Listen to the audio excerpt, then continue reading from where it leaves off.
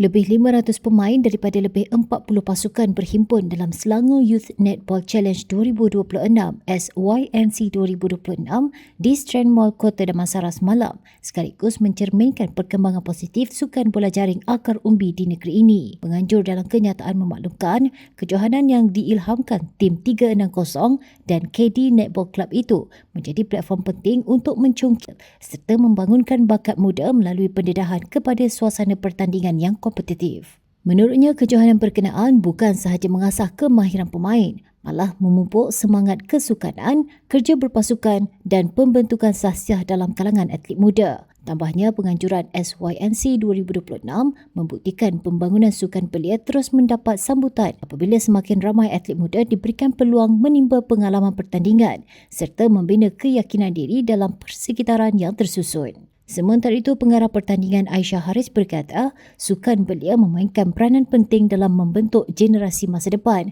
menerusi penerapan nilai disiplin, daya tahan, semangat berpasukan dan budaya kesukanan. Bagi menghargai pencapaian peserta, pasukan yang muncul juara dan berprestasi cemerlang menerima hadiah wang tunai, trofi, pingat serta e-sijil.